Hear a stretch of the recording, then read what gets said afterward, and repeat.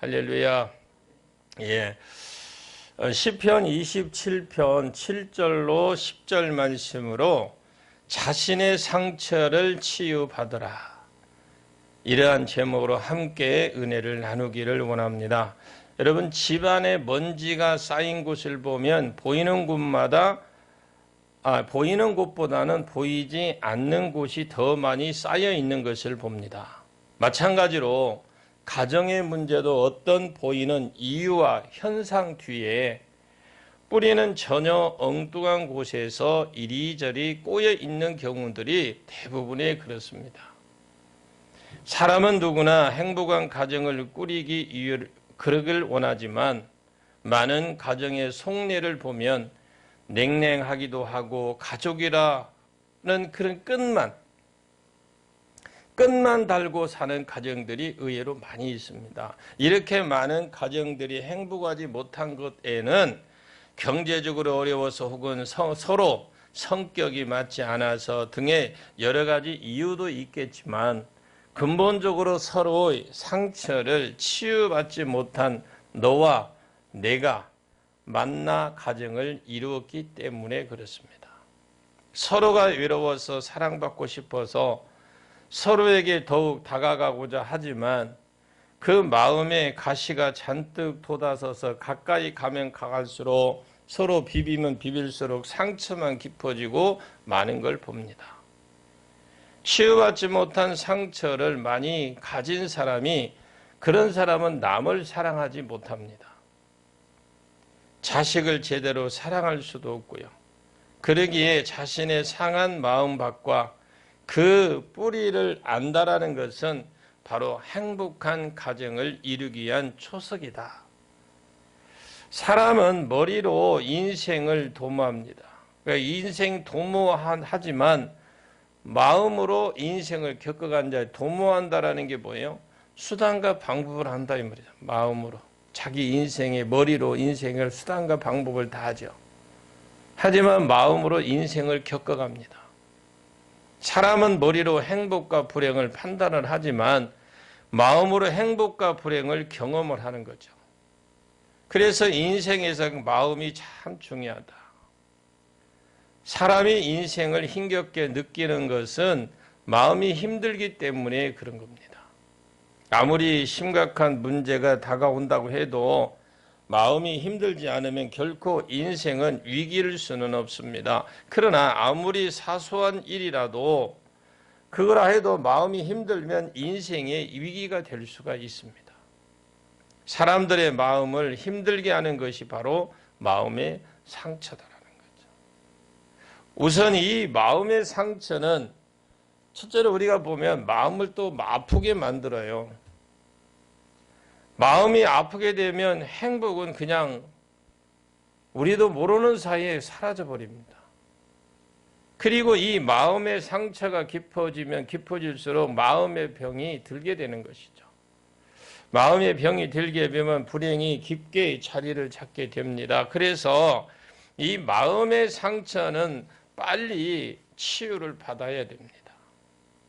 사람들이 겪는 마음의 상처 가운데 가장 흔한 것이 거절당함이죠. 거절당함.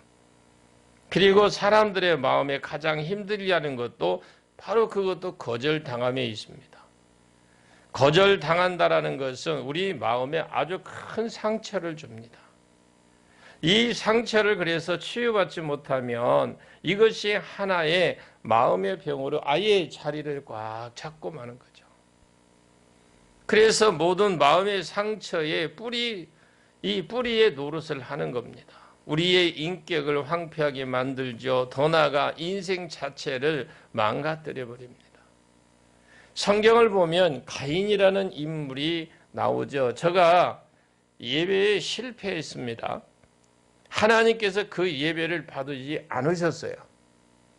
가인이 스스로 거절의 상처를 받았잖아요. 안타깝게도 그 상처를 치유받지 못했습니다. 그 상처 때문에 일어난 분노를 참지 못하고 동생 아벨을 결국 죽입니다. 그래서 인생 자체가 망가져 버리는 것입니다. 여러분, 우리의 마음의 밭에 어떤지, 우리는 스스로 내 마음의 밭은 어떤지 살펴보기를 원합니다. 우리의 마음의 밭에 그거에 대해서 예수님은 세 가지를 분리해서 말씀을 드리는데, 그것이 바로 길과 같은 밭, 바위 같은 마음, 가시덤불 같은 마음이다.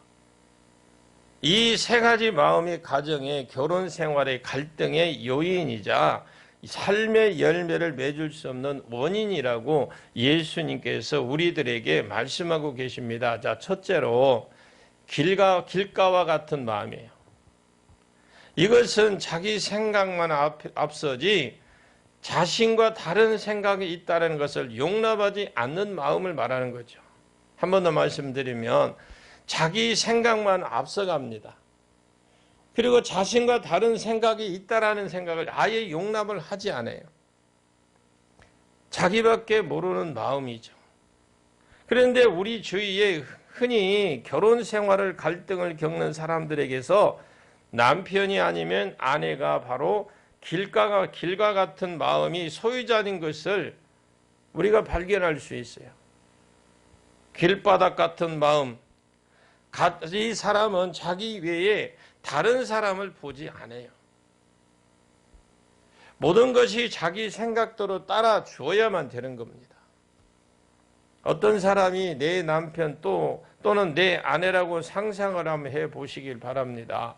이런 사람과 함께 기쁘게 어울릴 수 있는 사람은 이 세상에 아무도 없어요. 그런데 불행하게도 우리나라엔 어디를 가도 이런 길과 같은 마음씨 때문에 어려움을 겪는 부부들이 흔하게 쉽게 만날 수 있다는 거죠. 자신밖에 모르는 배우자와 산다는 것, 그것은 때로는 생지옥이 될 수 있어요. 이런 부부들에게 어떤 창의적이고 행복한 열매를 기대할 수 있겠습니까? 예수님은 이 마음을 바꾸기 전에 부부가 함께 살아도 죽어 있는 것이다, 마찬가지다, 이렇게 말씀을 해요. 죽어 있는 결혼 생활에서 아무것도 바랄 수 없죠. 두 번째로는 상처로 인해 마음의 밭에 바위가 꾹 박혀 있는 마음이에요. 주님은 이 씨 뿌리는 비유에서 가슴에 한을 품고 사는 한 행복한 부부가 될 수 없다는 한, 그러니까 이 가슴에 한을 품고 있는 한 행복한 가정, 행복한 부부가 될 수 없다라는 것을 강조하고 있어요.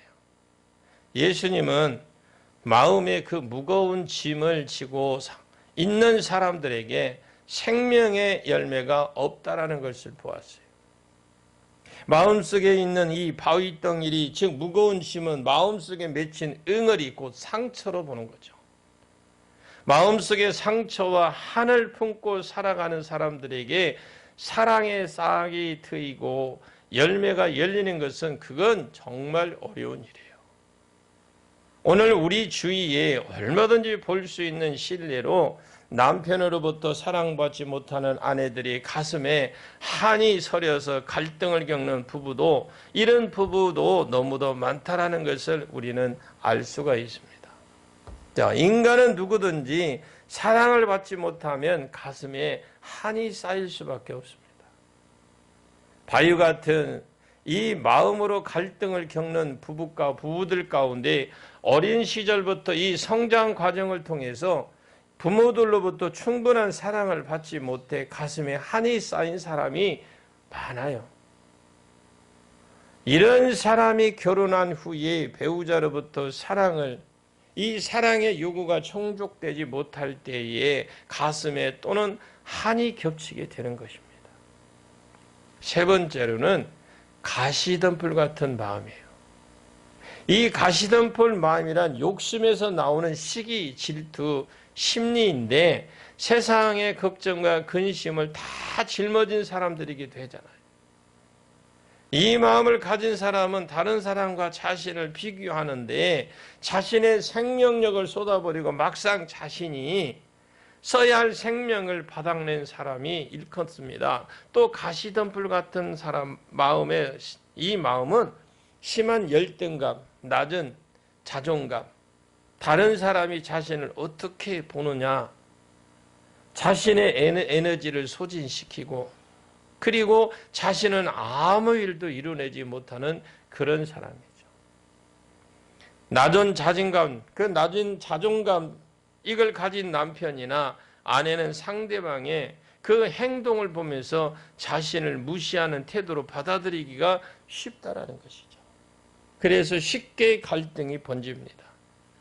한마디로 가시덤불 마음의 부부는 자신들이 어떻게 행복하게 살아야 할 것인가에 대해서 에너지를 거기에 쏟지 않고 다른 사람들의 사는 모습이 자신들을 맞추려고 발부둥 치다가 결국은 그들이 스스로 넘어지고 말아요. 이런 부부에게 예수님은 다른 사람들에게 신경 쓰지 말고 너 자신의 일에 열중해라, 이렇게 말씀하는 거죠.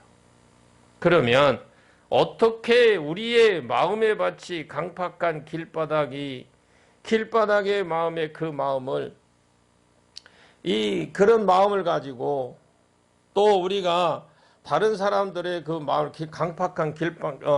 강팍한 마음, 길과 같은 강팍한 마음, 한이 바위 같은 마음, 또 걱정과 욕심으로 뒤덮인 가시덤불의 마음이 아닌 30배, 60배, 100배의 이 결실을 맺을 수 있는 옥토의 마음으로 바꿀 수 있느냐라는 거죠.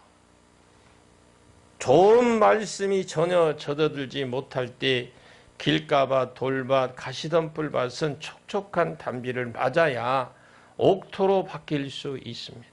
성령의 기름 부음이 있어야 돼요. 혹시라도 아직도 내 마음이 이 세 가지 중에 하나가 걸린다면 빨리 녹이십시오. 이 단비는 우리의 심령에 내리는 성령의 단비라고 말할 수 있는데, 이 성령의 단비가 우리의 심령이 촉촉하게 내릴 때에 우리는 나 자신을 볼 수 있게 되는 겁니다. 말 그대로 성령 충만을 받으라 이 말이에요. 상처로 죄책감과 수치감과 외로움에 왜곡된 이런 나 자신이 아니라 이 세상 누구와도 비교할 수 없는 존재, 나 자신을 발견할 수 있어야 됩니다. 여러분, 상대방을 변화시키기를 원합니까? 그러면 내가 먼저 변화해야 돼요. 아멘? 내 자신을 먼저 변화돼야 돼요. 그럴 때 자신의 마음에 깊이 쌓여있는 어디를 가거나 무슨 일을 하거나 내 안에 이렇게 곪은 상처, 이 상처들을 화해와 용서로 치유할 수 있는 그런 힘이 있어야 된다는 거죠. 그러면 우리는 자신의 생각과 다른 사람 생각이 있다라는 것을 인정하는 그런 옥토밭이 될 수 있다라는 거죠. 누구와도 자신과 비교하지 마시고 자신의 존귀함을 알고 자신의 사랑할 줄 아는 사람이어야 됩니다. 그럴 때에 타인을 향해서 진정한 사랑과 그리고 아름다운 축복이 흘러 들어가는 사람이 된다라는 거죠. 그래서 여러분들에게 사랑이 충만하게, 성령 충만하게 흘러 넘쳐서 그 이웃에게 끼치는, 가족에게도 끼치는 삶을 살아가십시오. 여러분, 우리 가정이 행복하기 위해서 남편이, 아내가, 부모가, 자식이 먼저 변해야 되는 것이 아니에요. 제일 먼저 뒤돌아보아야 할 것은 바로 자신이에요. 자신. 남편을, 아내를, 부모를, 자식을 탓하기 전에 나부터 치유를 받으셔야 돼요. 여러분, 치유 역사가 일어나기를 원합니다. 행복한 가정을 위해서는 나 자신의 상처의 뿌리를 발견을 해야 됩니다. 만물이 한 해에 추수를 위해서 땅을 갈아지고 봄비가 내려지고 있는 이때잖아요. 오늘 좀 비 좀 올 줄 알았더니 안 와. 비를 기다리는 사람은 의외로 많던데요. 여러분, 산 가운데에도 나의 마음의 밭에 바위가 무엇인지, 나의 심령의 썩은 뿌리가 무엇인지, 그리고 그것들을 뽑혀 나가고 심령의 촉촉한 단비의 역사로 치유의 새로운 새싹이 띄우기를 예수님의 이름으로 간절히 축복합니다. 자, 성경에 보시면요, 모세라는 인물이 나와요. 어쩌면 어쩔 수 없이 강에 버려졌잖아요. 그가 강에 버려지고 싶어 버린 게 아니에요. 어쩔 수 없이 버렸어요. 그때 바로의 공주의 아들로 입양이 되어 왕궁에서 자라납니다. 양자로서의 서름도 받았고 자랐을 겁니다. 거절의 상처를 안고 살았을 겁니다. 다행스럽게도 저가 하나님을 만나서 택함을 받게 됩니다. 거절의 상처를 치유받고 하나님의 위대한 종이 되어서 성공적인 인생을 살았습니다. 사람들은 누구나 마음이 크고 작은 거절의 상처를 받으며 누구나 너나 나 할 것 다 그렇게 받으며 살아갑니다. 그 상처를 치유받을 때에 전화위복이 되어서 행복한 인생을 살 수 있습니다. 그러나 그 상처가 덫이 나고 깊어질 때 인생 자체는 망가지게 됩니다. 그래서 거절의 상처를 치유받아야 됩니다. 그러면 우리가 이 거절의 상처하는데, 자, 거절의 상처에 대해 한번 살펴보면 사람은 인생을 살면서 갖가지 거절을 경험하잖아요. 이것을 몇 가지로 정리를 해볼 수 있으면, 첫째, 버림받음이에요. 사람이 누군가에게 또는 어떤 조직에서 버림받을 때가 있어요. 어린 시절부터 부모에게 버림받고 고아가 됐다든지, 사랑하는 사람들에게 그 사람에게 시련을 당했다든지, 시험에서 낙방을 했다든지, 회사에 다니면서 퇴직을 당했다든지, 이럴 때 깊은 거절의 상처를 받을 수밖에 없어요. 두 번째, 외면당함입니다. 사람이 누군가에게 또는 어떤 조직에서 외면을 당할 때가 있죠. 친구들 사이에 왕따를 당하고 그 사람들에게 무시도 당하고 사람들 사이에 존중받지 못하고 더 나아가서 사람들에게 잊혀진, 이럴 때 또 다른 거절감에 거절의 상처가 있게 됩니다. 세 번째는 비난받습니다. 비난받음인데, 사람은 누군가에게 이런 어떤 조직에서 비난을 받을 때가 있어요. 사람들이 자초지종을 알아보지도 않고 그냥 비난을 퍼부었습니다. 알지도 못하면 대충. 인터넷 보면 악플이 있죠. 악플 때문에 연예인들은 죽는 사람, 자살하는 사람도 있잖아요. 억울하고 원통하지만 자기의 말을 들어주지 않습니다. 이럴 때도 거절의 상처를 받게 되는 겁니다. 네 번째는 배반당함입니다. 사람이 누군가에게 또는 어떤 조직에서 배반을 당할 때가 있습니다. 그토록 믿었는데 배반을 당해요. 그토록 사랑했는데 배반을 당합니다. 그 사람 그렇게 해서는 안 되는데 하며 배반을 당합니다. 이럴 때 정말 깊은 거절의 상처를 받게 되죠. 자, 그러면 사람이 이렇게 거절의 상처를 받고 나면 마음에 큰 문제가 생긴다는 거죠. 이 문제 중에 첫 번째, 마음이 아파요. 자, 한번 예레미야 13장 13절을 보겠습니다. 한번 보겠습니다. 시작. 너는 오직 내 죄를 자복하라. 이는 내 하나님 여호와를 배반하고 내 길로 달려 이방인들에게 나아가 모든 푸른 나무 아래로 가서 내 목소리를 듣지 아니하였음이라. 여호와의 말씀이니라. 예. 여기에 화를 당겨 나를 화살의 관역으로 삼으라고 했는데, 여러분 보십시오. 그런데 마치 우리가 마음의 화살이 있죠. 이 마음의 화살이라도 꽂힌 것처럼 마음에 큰 고통이 오는 겁니다. 두 번째는 화가 나잖아요. 거절당하면 먼저 화가 나잖아요. 사람들이 왜 나를 거절할지? 나는 잘못한 것이 없는데 너무들 하는 거 아니야? 생각이 드는데 원망하게 되고 심하면 분노가 치밀어 옵니다. 자, 그러면 세 번째는 어떻게 해요? 자학을 합니다. 자학. 아니, 내가 왜 거절당했을까? 다 나 때문이야. 나는 형편없어. 하고 이런 생각이 드는 거잖아요. 그래서 결국은 뭐가 생기면 열등감이 생겨나서 심하게 되면 자학을 하게 되잖아요. 네 번째는 믿지 못하는 겁니다. 이번에도 또 거절당하지 않을까, 저 사람도 나를 거절하지 않을까 라는 생각이 들고 자꾸 거절당하는 생각만 떠오르는 겁니다. 그런데 사람들을 믿지 못하게 되고 심하면 도망쳐버리게 되는 거죠. 숨는 거죠, 숨어. 이런 거절의 상처들은 우리를 점점 불행의 늪으로 서서히 끌고 들어가는 거죠. 점점 상처는 깊어지고 이렇게 되면서 우리는 파멸로 몰아가는데, 자, 그러면 이 거절당함에 대해서 말씀을 들었다면 이제 거절당한 마음의 상처를 치유받아야죠.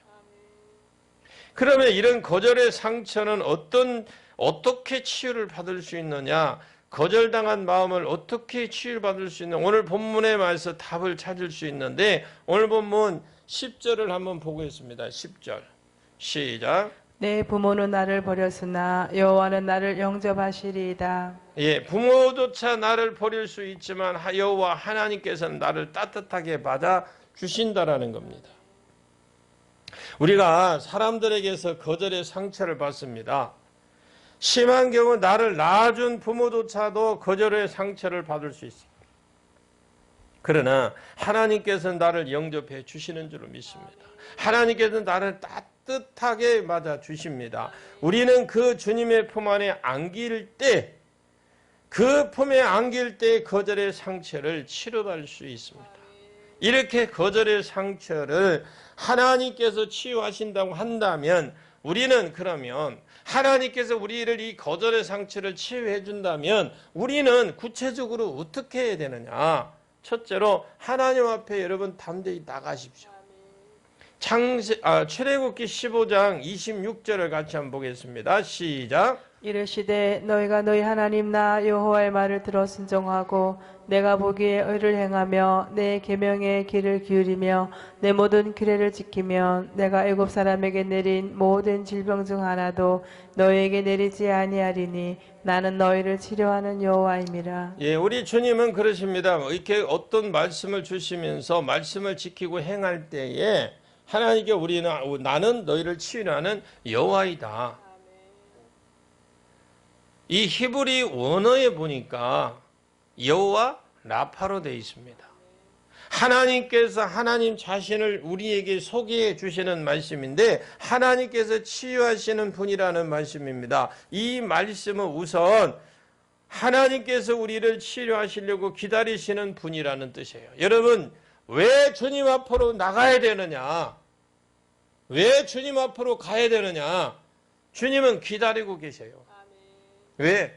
우리의 그 거절의 상처, 거절당함의 상처를 치유해 주시기 위해서 다음으로 하나님께서 우리의 상처를 고치실 능력이 있는 분이라는 뜻이에요. 하나님께서 우리를 치유하시려고 기다리고 계십니다. 아멘.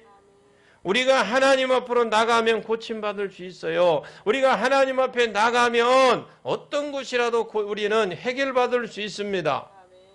자, 누가복음 17장 11절을 같이 보겠습니다. 시작. 예수께서 예루살렘으로 가실 때에 사마리아와 갈릴리 사이로 지나가시다가, 여기에 이 17장 11절 이하를 쭉 보시게 되면 예수님께서 나병 환자 10명을 고쳐주는 기사가 쭉 나열되어 있습니다. 근데 예수님께서 갈릴리에서 예루살렘으로 가시던 중에 사마리아와 갈릴리 그 사이에 한 마을에 들어가시는 중이었습니다. 나병 환자 10명이 저 멀리서 예수님께 소리치는 그런 소리가 들립니다.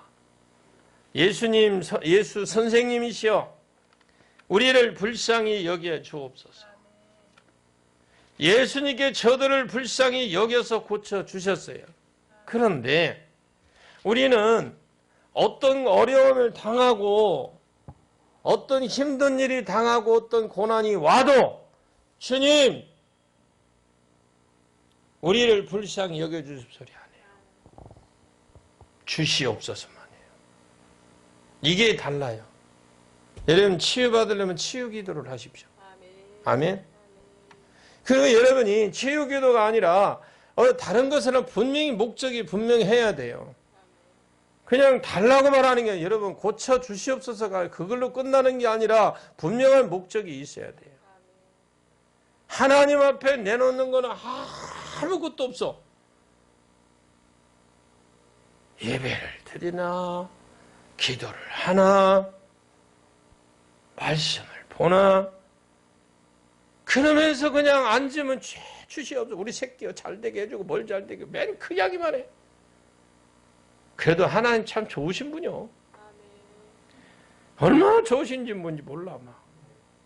예수께서 저들을 불러 불쌍히 여겼다 그랬거든요. 당시 상황을 가봅니다. 당시 나병 환자는 철저히 어떻게 격리돼. 오늘날 우리 지금 코로나 감염되면 어떻게 해요? 완전히 격리식이잖아요. 이건 이유도 아니요.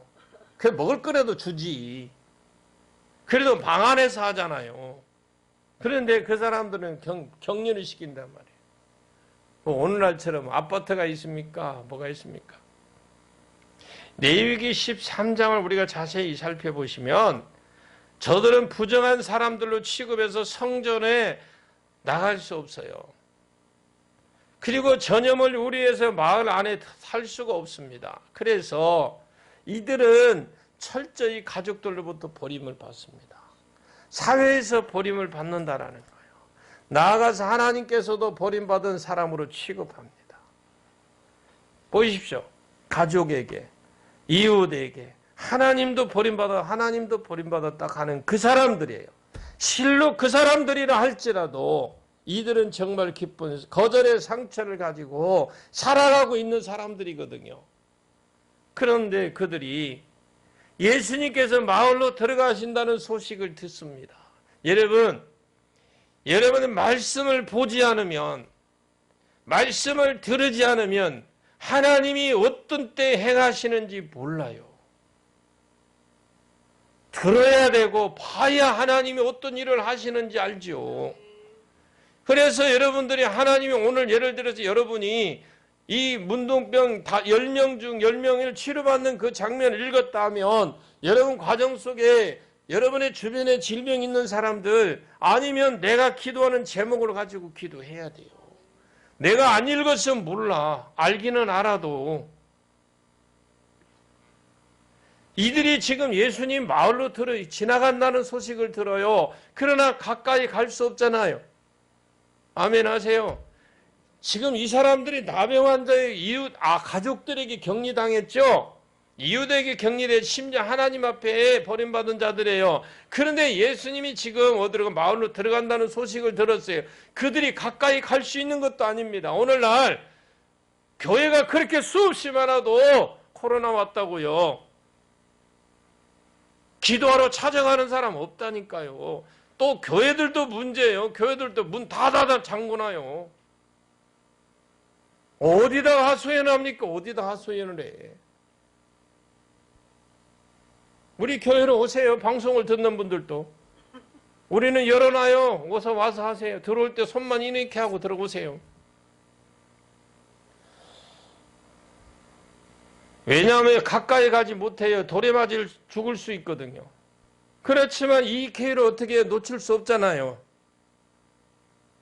그래서 먼 발치라도 예수님께 도움을 구했습니다. 소리를 질렀다 이 말입니다, 여러분. 저들에게는 큰 용기가 필요하잖아요. 여러분 이럴 때 용기가 필요해요. 용기가. 멀다고 가깝다고 여러분 그거 군대 하지 말고 멀은 대로 하십시오.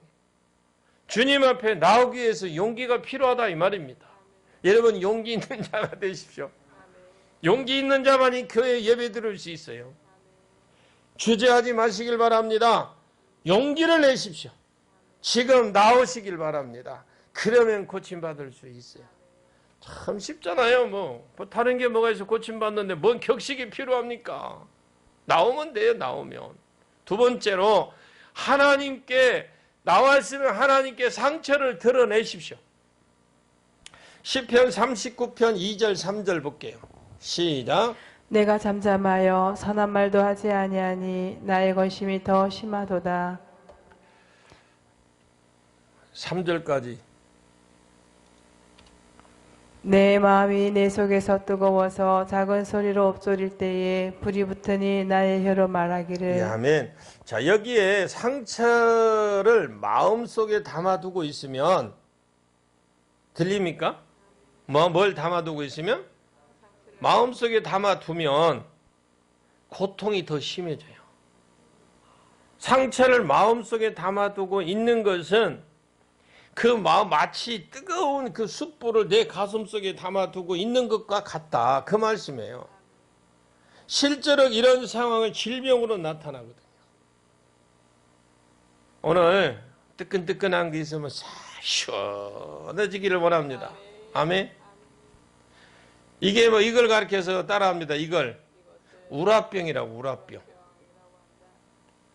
이 우라병은 억울한 감정이 쌓인 후에 계속 누적이 되고 결국은요 불과 같이 형태로 폭발하는 질환이 우라병이라고. 우라병. 나는 우라병이 어떻게 생겼는지 몰라요. 그러더라고. 우라병이라고. 이 우라병은 우선 심리적으로 증상이 나타납니다. 마음이 조급해진대요. 그리고 초조하고 신경질이 자꾸 난대요. 혹시 마음이 자꾸 조급해지고 초조하고 불안하고 막 신경질적인 사람, 내가 혹시 우라병 아닌가 확인을 한번 해보세요. 자, 그리고 두 번째, 다음으로 뭐가 나냐면 육체적으로 증상이 나타난답니다. 가슴이 답답하고 옆구리가 잘 결리고 속이 쓰리거나 눈이 쉽게 피곤하다고 하는데 혹시라도 한 개라도 걸리면 그렇지 않나. 그리고 두통이나 현기증이 동반하고 심하면 졸도하거나 사지가 마비가 되기도 한답니다. 그래서 우리 마음속에 거절의 상처를 담아두면 안 되는 거죠. 다 여러분 파쇄시켜 뽑아내십시오. 그래서 거기에 큰 병이 생겨요. 치료받을 때 지금 나타나는 현상들을 조금 정리를 지금 한 거예요. 제가 치유받을 때 치유하면서 한 것을 좀 정리를 한 거거든요. 이제 우리는 토해내야 돼요. 토해내야. 있는 그대로 쏟아내십시오. 여러분들이 생각나는 거 그거 담아두십시오. 마십시오. 생각나는 거 그거 자꾸 끄집어내고 버려야 돼. 그 과거에 안 좋은 생각나는 거 괜히 이 드럭드럭 갈지 말고 뽑아내십시오. 버리세요. 버려. 오늘 버리고 가세요. 버리고. 특히 하나님 앞에서 정직하게 있는 그대로 우리의 마음, 우리의 상한 심령을 그대로 말씀 드리십시오. 내가 하나님 어렸을 때 내가 모르는 과정 속에 내가 그렇게 이런 일로 해서 상처를 받았는데 내가 혹시라도 내 마음속에 아직도 나는 해결했다고 하는데 아직도 그것 때문에 자꾸 가끔 내가 생각이 떠오르고 그것 때문에 화도 나고 우라병이라고 하는데 성질도 자꾸 날라고 하는데 속도 쓰리고 하는데 혹시 하나님 그걸로 인한 거라면 버려주시옵소서. 자꾸 여러분이 셀프 축사를 하셔야 돼요. 아멘. 거절의 상처는요 거기서부터 치료가 돼요. 여러분 치료가 싹 되기를 원합니다. 욥기서 10장 1절을 한번 보겠습니다. 욥기 10장 1절 시작. 내 영혼이 살기에 곤비하니 내 불평을 토로하고 내 마음이 괴로운 대로 말하리라. 지금 이 10장 1절 이하를 쭉 보시게 되면 욥은 상처투성이인 마음의 고통을 하나님 앞에 그대로 어떻게 토해내잖아요. 심지어 자기 생일을 저주하기도 하는 걸 보십시오. 자기 난 거, 왜? 난 거, 나지 않았으면 할 정도로. 하나님께 대한 원망, 불평을 그대로 털어놓기도 해요. 자기를 위로하러 온 친구들을 욕하기도 하잖아요. 하나님 앞에 있는 그대로 우리의 마음을 털어놓으시길 바랍니다. 우리의 마음을 숨기거나 과장하지 않기를 바랍니다. 하나님께서 다 이해를 해 주셔요. 그리고 그 마음을 어루만져 주셔요. 그리고 여러분들이 진짜 힘들고 어렵다면 주님 저 좀 안아주세요 하라고요. 그냥 주시옵소서만 하지 말고 그 마음의 상처가 어떤 괴로움이 있다면 그 괴로움을 내가 견딜 수 없다면 주님 저 좀 안아주세요라고. 세 번째로는요. 거절했던 사람들을 용서하시길 바랍니다. 히브리서 12장 15절 시작. 너희는 하나님의 은혜에 이르지 못하는 자가 없도록 하고 또 쓴뿌리가 나서 괴롭게 하여 많은 사람이 이로 말미암아 더럽게 되지 않게 하여. 아멘. 쓴뿌리가 나서 괴롭게 하여 많은 사람이 이로 말미암아 더럽게 되지 않게 하며 그랬는데 우리 마음속 깊은 곳에 뿌리가 남아있으면 두고두고 우리를 괴롭힌다는 말씀이에요. 어렸을 때에 혹시 부모로부터 어떤 외부로부터 환경으로부터 어떤 그런 일로 인해서 상처받은 거 있잖아요. 상처를 받다든가 어떤 거절감이 있다면 여러분 그걸 다 생각나는 건 성령이 회개하라고 해주는 거예요. 우리가 거절의 상처를 치유받았다고 해도 쓴뿌리를 그대로 두면 또다시 그 고통을 받게 된다니까. 그래서 축사가 필요합니다. 영이 잡고 있다면 거절의 상처의 쓴뿌리는 우리의 거절했던 사람들에 대한 적개심인데 복수하고자 하는 마음인데 이 마음이 쓴뿌리로 남아있는 한 우리는 거절의 상처를 온전히 치유받을 수 없습니다. 여러분 그 비염 있죠? 비염 혹시 아세요? 알면 그냥 고개라도 끄덕끄덕 해봐요. 비염이나 여러분 그 비염은 혈통이에요. 할머니가 그러면 아들 그 할머니가 위에 할머니 있다 그러면 아들이 그래요. 아들이 그러면 자녀 중에 반드시 비염이 있어요. 이건 유전입니다. 유전. 그걸 치료 안 하면 안 돼요. 그 영적인 문제다 이 말입니다. 마태복음 18장 22절을 봅니다. 시작. 예수께서 이르시되 내게 이르노니 7번뿐 아니라 70번을 70번까지라도 할지니라. 아멘.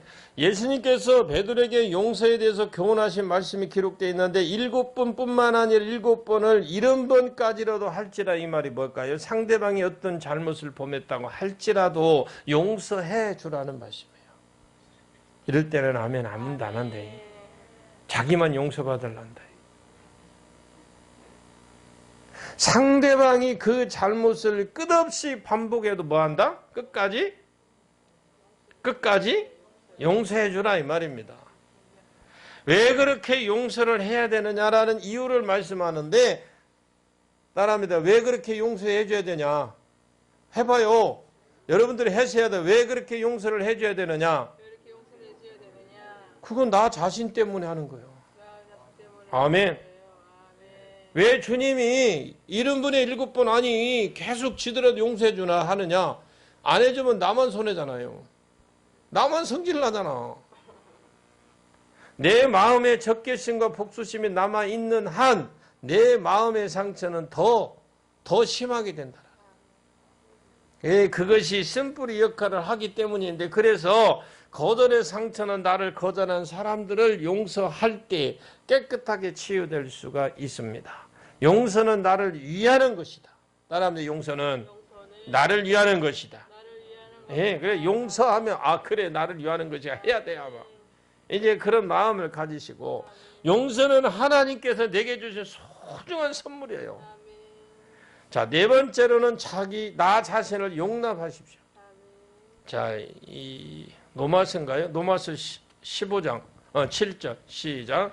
그러므로 그리스도께서 우리를 받아 하나님께 영광을 돌리심과 같이 너희도 서로 받으라. 아멘. 주님께서 우리를 용납하셨다라는 말씀인데 우리가 죄인임에도 불구하고 용서하시고 용납하셨다라는 이 말씀이에요. 우리가 부족하고 연약한 것 투성이지만 그래도 주님은 용납을 하셨습니다. 왜 세상 사람들은 나를 거절할지 몰라도 주님은 나를 용납해 주셨어요. 비록 나 자신도 나를 거절할지 몰라도 주님은 나를 용납을 하셨습니다. 우리는 주님께서 받으신 사람들이에요. 이 점을 깨닫는 것이 굉장히 중요합니다.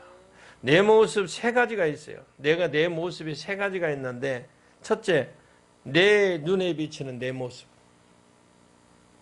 거절의 상처를 받은 사람들은 대체로 스스로 부정적으로 봅니다. 자기 자신을. 두 번째, 다른 사람들 눈에 비치는 내 모습.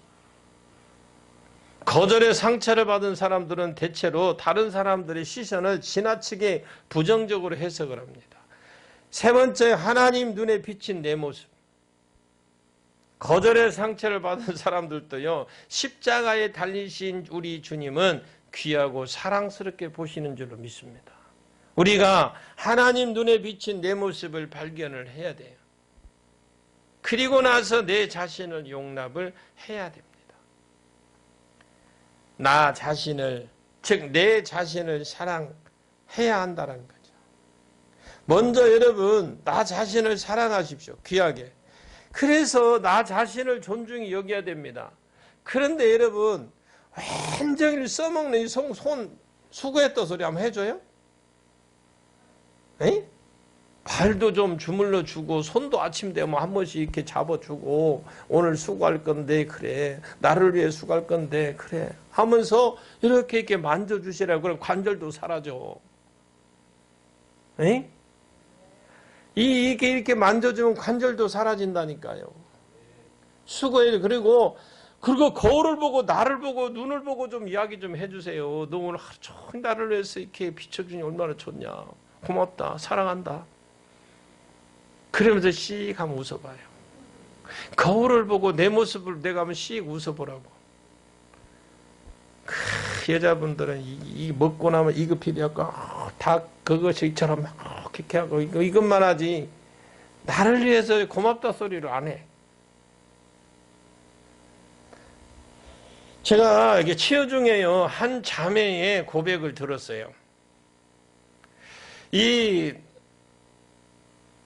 당신은 사랑받기 위해 태어난 사람. 이라는 이 사람, 이거 노래를 부를 때 다른 사람 이야기로만 들었대요. 당신은 사랑받기 위해 태어난 사람. 이걸 자기 자신을 위해서 부르는 게 아니라 남을 위해서 부르는 것만 알았대요. 자기는 결코 거기에 동의할 수 없다고 했답니다. 그런데 어느 날 기도하던 중에 성령의 기름 부으심을 강하게 역사가 나타났는데, 그러면서 그 말에 아멘으로 동의할 수 있게 됐다고 하더라고요.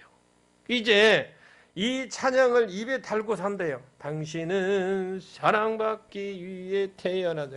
그걸 보면서 하나님 감사해요. 깨닫지 못했는데 내가 얼마나 소중한 존재라는 걸, 내가 태초부터 지금까지 하나님 사랑을 날마다 향하고 있다고 하는 걸, 우리가 나 자신을 내 주님을 나 자신을 통해 주님을 볼 수 있어야 돼요. 주님이 보여지기를 원합니다. 그리고 나 자신을 용납할 수 있어야 돼요. 이 자매처럼 하나님 감사해요. 깨닫지 못했네요. 그 가사요, 그게. 내가 얼마나 소중한 존재라는 걸 태초부터 지금까지 하나님은 사랑은, 그 하나님의 사랑은 항상 나를 향하고 있는데, 우리가 나 자신을 주님의 눈으로 볼 수 있어야 됩니다.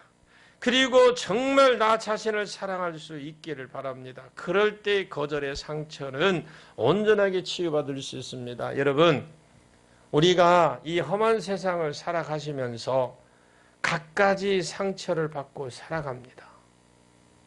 특히 거절의 상처를 받고 살아가요.